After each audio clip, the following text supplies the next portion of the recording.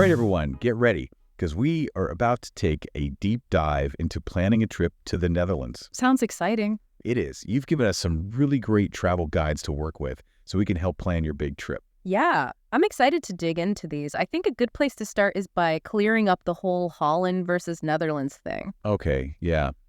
That's always a point of confusion. Right, like calling the whole U.S. California. Exactly. So for all you newbies out there, let's get this figured out right away. The Netherlands is the country, all of it. Yeah. And it's divided into 12 provinces. 12. Yeah. And 2 of those provinces are North Holland and South Holland. But they have a pretty big footprint, historically speaking. Because? Well, back in the 17th century, during the Dutch Golden Age, these 2 were the real powerhouses. And so the name Holland kind of became the go-to for the whole country. I see. So it's stuck even after all these years. It really shows how important they were back then. For sure. And speaking of influential, we got to talk about Amsterdam, the capital. Oh, Amsterdam is like the poster child for canals, bikes, and that kind of, liberal vibe. But there's got to be more to it than that, right? You'd be surprised to know that this global center for art and culture all started from a little fishing village. No way, really? When was that? Way back in the 12th century. Can you imagine? Wow. From fishing nets to a global stage. How'd they pull that off? So in the 13th century, Amsterdam got trading rights with the Hanseatic League. Think of it as this powerful medieval trading network. Okay, I'm picturing it. And by joining forces with these other cities across Northern Europe, well, they basically became masters of trade. The Hanseatic League, that was a power move. Teaming up clearly paid off big time. It wasn't always easy for Amsterdam, though, was it? Oh, definitely not. Wars, economic downturns, you name it. But they always seem to come out on top, even stronger each time. They're survivors. Resilient, constantly reinventing themselves, and with that touch of rebellious spirit that's Amsterdam in a nutshell. So for a first-timer wanting to experience this firsthand, where should they go? What are the must-sees? You can't go to Amsterdam without visiting the Anne Frank House. It's a powerful reminder of the past and the strength of the human spirit, even in the darkest times. It's a place that really stays with you. But we can't forget about the art. Amsterdam is an art lover's paradise. Absolutely. The Rijksmuseum is a must-visit. It's home to an amazing collection of Dutch masters, Rembrandt, Vermeer, you name it. And speaking of Rembrandt, his masterpiece, The Night Watch, is there, right? A total showstopper. It really is. And of course, no art trip to Amsterdam would be complete without a visit to the Van Gogh Museum. Imagine being face-to-face with Van Gogh's iconic sunflowers, those vibrant landscapes, and the swirling night sky in Starry Night. Truly breathtaking. It sounds amazing. But let's be real. Amsterdam is best explored on foot, or should I say by bike. Oh yeah, the bikes. They're like an extra limb for Amsterdammers. So true. Yeah. But all those canals can be a bit tricky, even for experienced bikers. What's the best way to see them without getting lost? It's definitely a canal tour. But here's a tip. Go for an evening cruise. The canals lit up by the city lights. It's simply magical. Ooh, I love that idea. Got to create those special memories, especially on a first trip. But let's not forget, Amsterdam is just one city. The Netherlands has a lot more to offer. You're right, like Rotterdam. It rose from the ashes of World War II to become a hub for modern architecture. Okay, Rotterdam, you have my attention. Tell me more. Picture this. Houses shaped like cubes. Hold on, what? Cube houses. Yeah. The architect, Piet Bloem, imagined them as trees in an urban forest, with each house being a single tree. Houses shaped like trees. That's a new one. But are they even livable? Surprisingly, yes. They're designed to be super functional, maximizing space and light, and those quirky windows give you unique views of the city. Now, that's thinking outside the box. Or should I say inside the cube? Rotterdam sounds like a city that embraces the unconventional and pushes boundaries. Exactly. And that innovative energy is everywhere. The harbor, the art scene, even its sustainability efforts. From historic charm to modern marvels, the Netherlands definitely knows how to keep things interesting. But we've only just started to uncover what this incredible country has to offer. Oh, there's so much more. And we haven't even talked about The Hague yet.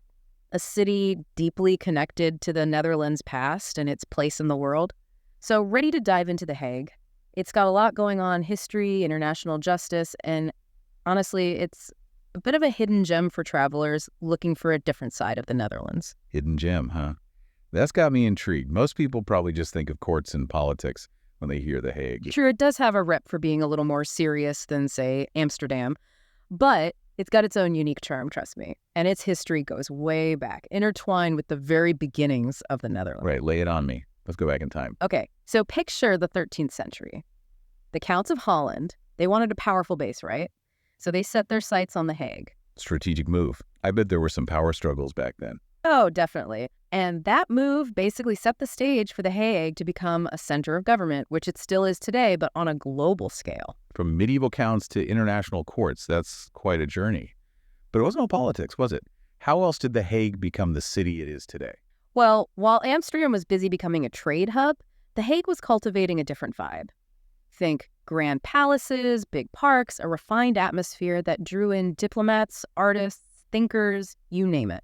Sounds more like a place for quiet contemplation than bustling markets, strolling through squares, admiring the architecture, maybe discussing world affairs over coffee. You got it. And speaking of architecture, you can't miss the Binnenhof, the Dutch Parliament building. It goes back to the 13th century, talk about a blast from the past. From medieval times to modern-day lawmaking, all in one place. Incredible. But it's not stuck in the past, is it? The Hague feels like a city that blends the old and the new seamlessly. Exactly. Old and new, side by side. Grand historic buildings next to sleek modern designs. You can grab a coffee in a traditional Dutch cafe and then walk right into a trendy international restaurant. That kind of contrast can be really exciting for a traveler. But say someone's short on time, what's the one thing in The Hague they absolutely can't miss? If they're interested in how the world works and how we try to keep the peace, a visit to the Peace Palace is a must. The Peace Palace. It's almost synonymous with The Hague itself. But what makes it so special besides being an iconic landmark? Well, it's not just a pretty building. It's home to the International Court of Justice, the main judicial body of the United Nations. Wow, so real-life international disputes are being settled right there. That's a lot of responsibility, but also incredibly important to witness firsthand. It reminds us that diplomacy is still alive and well. For sure. Visiting The Hague can be a real eye-opener, you know? It reminds you that even though there are so many differences in the world, there's always common ground to be found, always a conversation to be had. I love that. Finding common ground. And speaking of finding common ground, let's shift gears from the serious stuff to something a little tastier. Let's talk about food. Now you're speaking my language. And don't let the size of the Netherlands fool ya. They've got some amazing food to try. Okay, time to swap those gavels for some forks and knives, am I right? Here, here. We've got to talk about stroopwafels, those caramel waffle cookies that just scream, Netherlands! But what else should a first-timer try when it comes to Dutch food? Well, of course, stroopwafels are a must, but there's so much more. Don't miss out on stampot. It's this super hearty and comforting dish. Think mashed potatoes, veggies, and often sausage or bacon mixed in. Stampot, I'm adding it to my list. That sounds like the perfect way to refuel after a long day of exploring. Oh. Speaking of refueling, gotta ask about desserts. I have a major sweet tooth, you see. Well, for something uniquely Dutch and seasonal, you have to try peppernoten. They're these small spice cookies that are traditionally enjoyed during the Sinterklaas celebrations in December. Okay, noted. If I'm ever lucky enough to be there in December, I'll be on the lookout for those.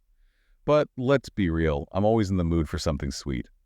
Any other contenders in the Dutch dessert scene I should know about? You know, sometimes the simplest things are the best. Ever had poffertjes? They're like these tiny, fluffy pancakes, usually dusted with powdered sugar and a dollop of butter. So good. Poffertjes. Those sound adorable and delicious. I'm writing all of this down, promise. Stroopwafels, peppernoten, poffertjes. It's going to be a delicious trip. But I'm going to need to balance out all that indulgence with some activities, burn off those calories. Any recommendations for the active traveler in the Netherlands? Well, we already talked about Amsterdam being a cyclist paradise, so definitely rent a bike and explore. But even outside of Amsterdam, the Netherlands is incredibly bike-friendly. Imagine cycling through the countryside, past windmills, those colorful fields of tulips. It's idyllic. I can practically feel the wind in my hair already. But on days when I'm not in the mood for two wheels, what are my other options? The trains in the Netherlands are fantastic, super efficient, and they connect all the major cities and towns.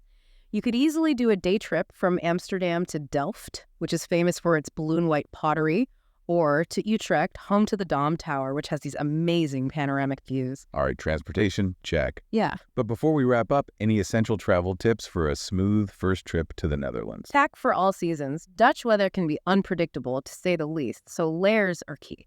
Gotcha. Layers it is. I'm not letting a little rain ruin my trip. What about money? Should I get euros before I go? Most places take credit cards these days, but it's smart to have some euros on hand for smaller shops and markets. Oh, and look into getting an OV chip card. It's like a travel card for public transport. Makes things super easy. OV chip cart, noted. Seems like the key to unlocking seamless travel in the Netherlands. Well, I have to say, this deep dive has been incredibly insightful. I'm feeling much more prepared for my trip to the Netherlands now. Glad to hear it. That's what we're here for. From untangling the Holland-Netherlands confusion to uncovering hidden culinary gems, you've given our listeners a fantastic starting point for their Dutch adventures. Absolutely. Remember, the best travel experiences are often the unexpected ones. So don't be afraid to go with the flow, explore, and savor every moment. Well said. And on that note, it's time for us to say, tot ziens! See you later to our listeners. Happy travels, everyone.